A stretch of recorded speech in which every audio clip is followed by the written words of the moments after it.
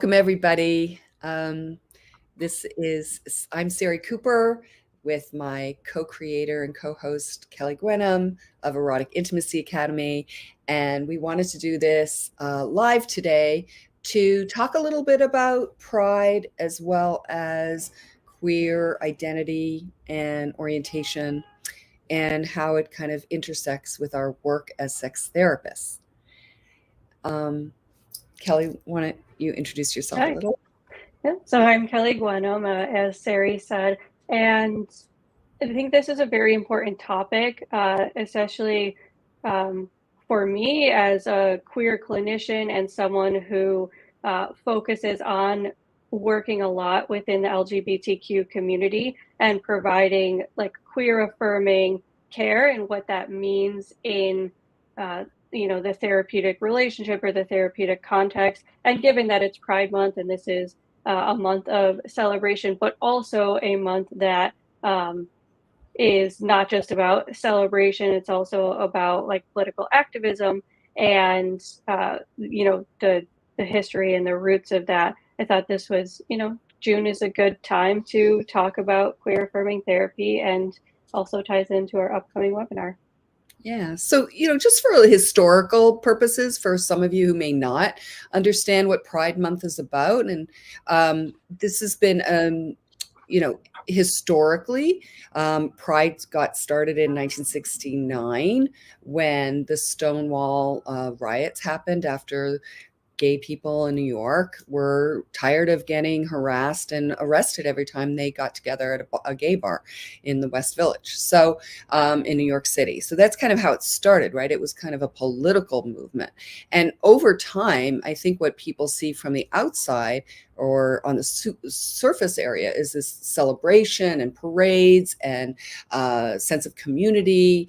And I think that this talk got started between us for a couple of reasons. One is that I think people think it's gotten too commercial, and then actually, and also like I'm a little older than Kelly, so I was in New York as a dancer during the 80s, right when the ACT UP movement started because no one was talking about AIDS, and many of my close friends and colleagues were dying of AIDS, and because the politicians didn't want to even say the word, let alone send resources to research, to help people and treatment.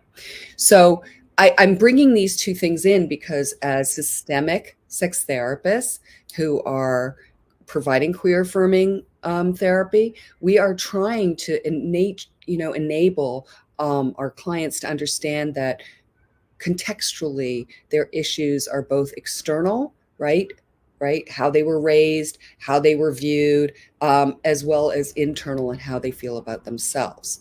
So given the fact that hate crimes have increased tremendously in the last year or two to people who identify as queer in the LGBTQ community, I think there's an energy that's again more political this year around Pride, and we just want to bring that into your understanding as well of when clients come to you with issues that they may or may not feel ready to talk about. So I think that's kind of how I wanted to start this talk. Yeah, I felt like where this stemmed from in our conversation the other day was really interesting, right? Because there's this one side where corporations are kind of, in June, they become like rainbow flavored everything and they're like saying we're here for Pride. But then on the other side, when it comes to actual LGBTQ legislation or inclusion and diversity in their company policies, they're not upholding that same level of support and equity for their employers or employees, or who they're funding, through policies. And so it seems like we have support on one side from corporations, but then on the back end, we really don't have support. So it's just kind of a facade. It's not real support. It's a way to market. It's a way to make money. And so there's this feeling on one side of like, this is very commercialized and it's not for queer people. It's not really for queer people. It's really to make money. But then on the other side, there is this sense within the queer community of like, this is a time to come together, especially in a time where there is a lot of focus on like hate crimes against trans people and you know, other LGBTQ folks. But right now, trans people are kind of at the center of the like oppression that's happening with laws, but also hate crimes, especially trans people of color. That's the highest rate of murders against the LGBTQ community right now. And so it's important too to have pride as like, we are one community, because even within the community, there's a divide of there's a divide, just like there is outside of the community with like transness, with lesbian, with bisexual, with gay, right? Like it's not just like this one big happy family that maybe some people from the outside see when people are celebrating Pride. And so I think that Pride Month, Pride Month and Pride celebrations means so many different things to so many different people. And the queer affirming therapy part comes in when you're talking to your client and you're not making assumptions. You're not also asking them to explain to you everything and educate you. You have some foundation of knowledge, but you're allowing them to explore their thoughts, their feelings, their opinions on this in a safe place, because we don't know where they're coming from or how they feel or what they believe. And so we want to, and maybe they don't either. Maybe there's a sense of like, I'm exploring my identity. And so we really want to create this safe environment where it does feel comfortable for them to explore those difficult things and really parse out and get to the root of like, okay, how do I feel about this? How do I think about this? Then what do I want to do about it? How do I want to present in the world or present to, you know, other people? Yeah. So you know, we have our upcoming webinar is called Unlabeled Desires, and we came up with this title because we have so many clients who come to us very in the initial, a lot of times in the initial stages of ever talking to anybody about their erotic desires, some of their sexual behaviors, that they don't identify with any label, with any identity, with any orientation. And that's why it's so important as a clinician to understand, right, all the multi-layer complexity of their context, while also allowing for them to be free to talk about what that means without us going into label land, right, or identity land, you know, because we want them to have that space that they've never had before within themselves to just go, here's why I like this, or this is, you know, this is a behavior I do, but I'm not queer. Like, I'm not going to go to any parade, you know, not that there's Yeah. anything wrong with it, right? Like, so people have all sorts of ways of dealing internally with themselves around this, and they certainly keep a lot of things secret because it's still not safe in so many environments and so many communities, right? Yeah. And even when you might think that it's safe, it could still not be 100% safe. And there is still a risk of harm, right? That could be emotional harm, mental harm, or physical harm. And that's scary. Even in a place like New York, right? Where you would think, oh, it's New York City. Like you can be out and you can be proud and you're not going to face any stigma. Well, that's just not true. And that's very naive, right? And so we want to give people a space to be able to explore it where they don't feel judgment, where they feel like they can say those things that they might not say otherwise outside, and they can come to a place of understanding and insight within themselves. I actually, right before this, interestingly, I was on Instagram and I saw a post from Justin Lee Miller, who's, you know, a researcher, sexual researcher and psychologist, and he posted something just exactly what you said about like the prevalence of people not using labels but engaging in these types of behaviors, and like he didn't really go into much detail, right? It's an Instagram post, but I just thought that was so timely of like, oh, we're going to like talk about this and this is coming up because it is popular. A lot of people do engage in sexual behaviors or romantic behaviors with people of the same sex, and they don't consider themselves queer or gay or bi or anything. They're just engaging in these behaviors. And the way it comes up, it's also multi complex because as sex therapists who are very, sex affirmative, right?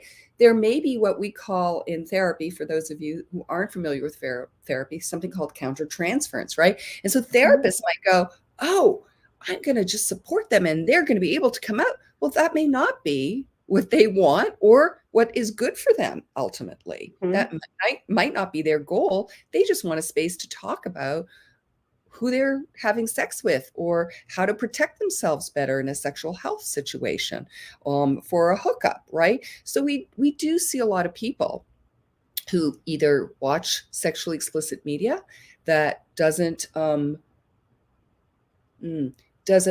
parallel, that's the word I'm going to use, parallel their presentation of what their orientation is. It might be different. So they may identify as heterosexual. They may only engage in relationships and romantic relationships with opposite or cross-sex people, genders. But in their privacy, they may watch erotic material or porn that it has to do with same gender or transgender people, and that becomes like an erotic stimuli for them. And that's not something that they necessarily want to share. They want to keep it private. Yeah. And that kind of ties back into another webinar that we did at the beginning of the year, fantasies, right? There's some things that people fantasize about and that they're into but they don't necessarily want to try that in actual person. And that fantasy doesn't mean that they have to have a label of something. It's just something that they enjoy. They're into this. It turns them on, and that's okay. There doesn't need to be a label. And I think, you had mentioned earlier, like we tend to label things. And I think right now in our society, there's a strong need to label things, categorize things, into like the minute detail, right? Like we have so many labels of things, and then there's also this thing where people get upset if you or maybe they feel like I don't know what to say and I'm worried to say the wrong thing because they're not up to date on the terminology. But terminology is always changing, and that also gives us space to like, maybe we don't need to always have to label things. If you want to label it, cool, like that's your choice, that's what you want to do, but maybe we don't always have to, and that is valid too, because we don't all need to fit into very small little boxes, which kind of goes back to like this idea of queerness, and like being queer is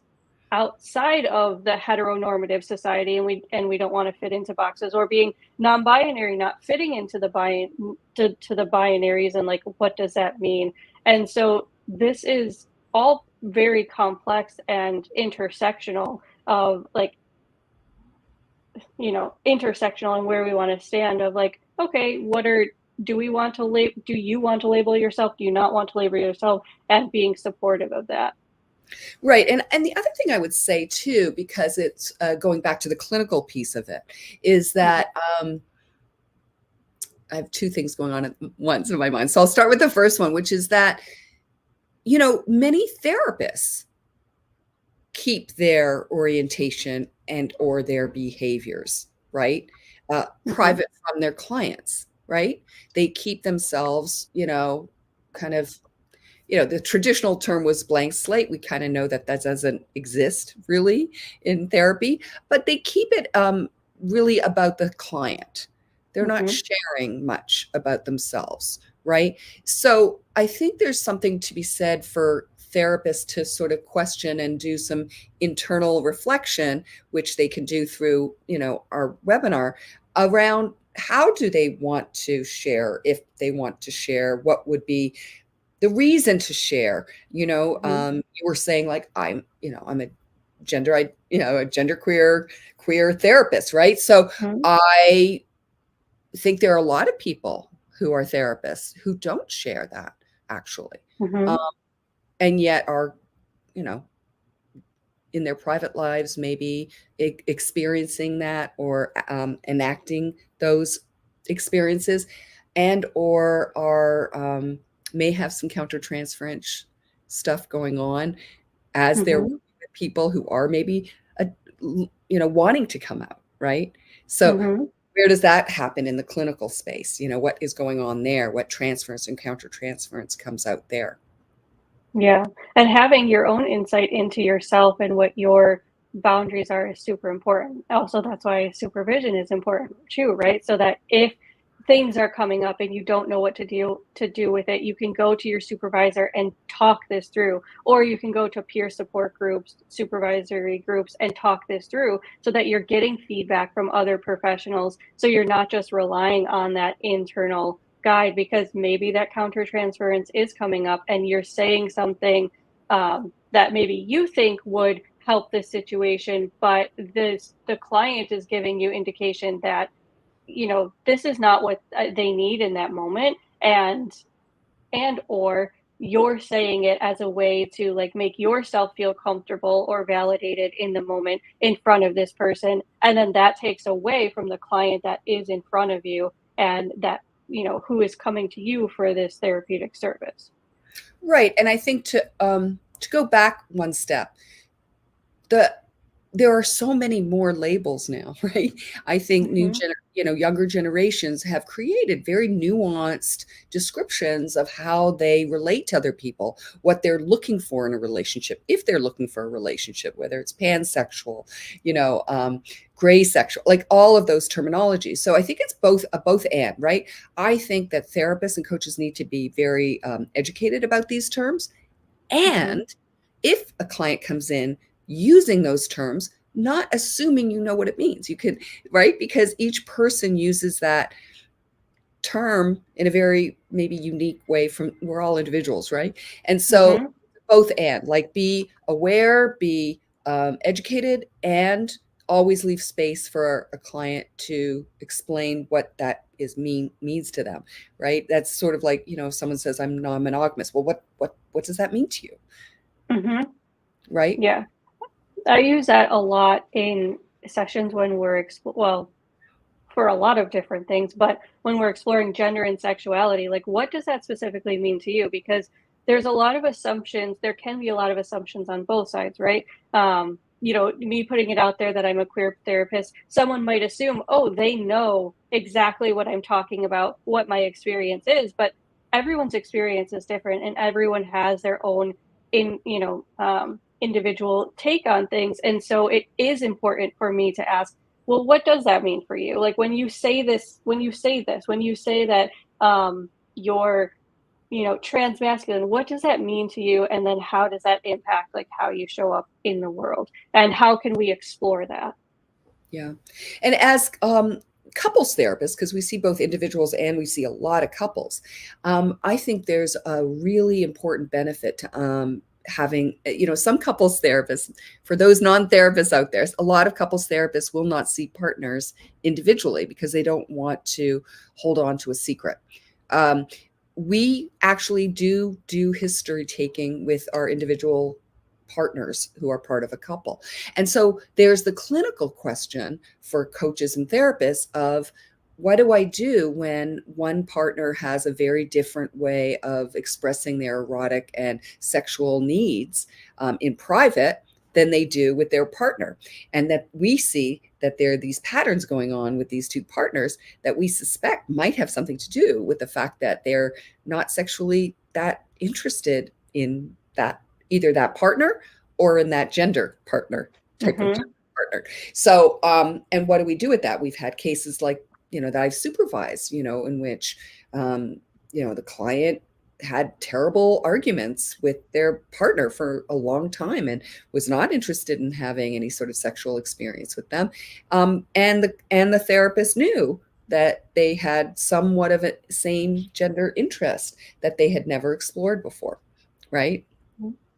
Yeah. Um, I, go I was ahead. just going to add, I've seen that a few times too, or they've had this fight, and it does come out that, one person is bisexual. And then how do they move forward with that, especially if they don't want to open up their relationship? Like, how does that bisexual person explore their bisexual or queer side, right? If they want to be in this monogamous, straight presenting relationship. And so those are some other clinical pieces that come up when working with couples. And so having that understanding and giving them the space to explore is important, because each couple really has their own way of how they want to go about it. And maybe they start with, I don't want to be non-monogamous, but that's something they end up with, or they just talk about other things. Yeah.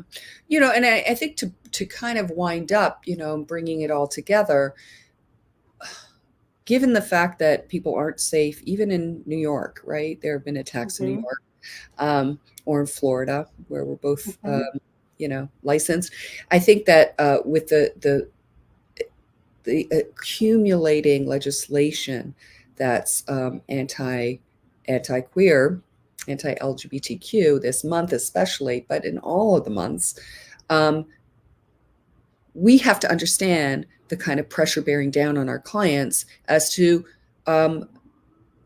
why they might be wanting to stay in or pursue heteronormative relationships, even if they have sexual desires that don't align only with that, because of the pressures, whether it's in their religious community, whether it's in their town and or board of ed, or in their state. So I think we have to do a good job in understanding all of those layers and all those contextual things. And so it's interesting to me, like, do you ask your clients, do you celebrate Pride? What is Pride to you? Do you wait for them to bring it up? We know as sex therapists that most general therapists don't feel comfortable bringing sexuality up, a lot of them. And if they don't, their clients will not bring it up. Yeah. Right? Or I've had people come and see me and they're saying, like, I want to see a specialized sex therapist because I don't feel comfortable talking to my therapist about this. They know all of these other things about me, but I don't feel comfortable talking about sex with them. Yeah. Yeah. So, are there, we want to wish everyone happy Pride. I want to end it there, I guess. And however you want to celebrate it or acknowledge it or honor it, right? As an ally, as someone who identifies as queer. These are not, it is about pride and celebration and a vitality.